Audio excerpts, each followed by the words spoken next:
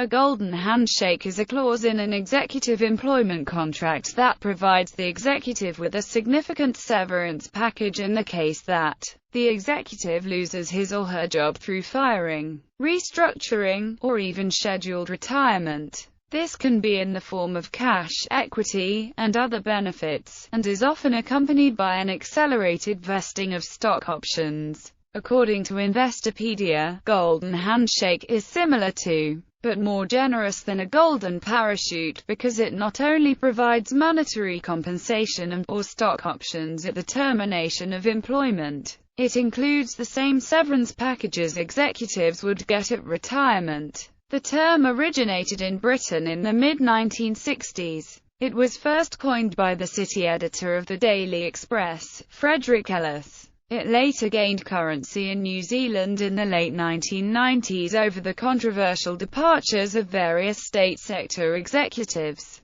Typically, golden handshakes are offered only to high-ranking executives by major corporations and may entail a value measured in millions of dollars. Golden handshakes are given to offset the risk inherent in taking the new job, since high-ranking executives have a high likelihood of being fired and since a company requiring an outsider to come in at such a high level may be in a precarious financial position. Their use has caused some investors concern since they do not specify that the executive had to perform well. In some high-profile instances, executives cashed in their stock options, while under their stewardship their companies lost millions of dollars and thousands of workers were laid off. Perverse incentives. Golden handshakes may create perverse incentives for top executives to facilitate the sale of the company they are managing by artificially reducing its stock price. It is fairly easy for a top executive to reduce the price of his/her company's stock due to information asymmetry. The executive can accelerate accounting of expected expenses, delay accounting of expected revenue, engage in off-balance sheet transactions to make the company's profitability appear temporarily poorer, or simply promote and report severely conservative estimates of future earnings. Such seemingly adverse earnings news will be likely to reduce share price.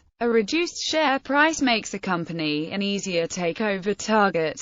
When the company gets bought out, at a dramatically lower price, the takeover artist gains a windfall from the former top executive's actions to surreptitiously reduce share price. This can represent tens of billions of dollars transferred from previous shareholders to the takeover artist. The former top executive is then rewarded with a golden handshake for presiding over the fire sale that can sometimes be in the hundreds of millions of dollars for 1 or 2 years of work. This is just one example of some of the principal agent, perverse incentive issues involved with golden handshakes and golden parachutes. Similar issues occur when a publicly held asset or non-profit organization undergoes privatization. Top executives often reap tremendous monetary benefits when a government-owned or non-profit entity is sold to private hands. Just as in the example above, they can facilitate this process by making the entity appear to be in financial crisis. This reduces the sale price and makes non-profits and governments more likely to sell. Ironically, it can also contribute to a public perception that private entities are more efficiently run, thus again reinforcing the political will to sell off public assets. Again, due to asymmetric information, policymakers and the general public see a government-owned firm that was a financial disaster miraculously turned around by the private sector within a few years.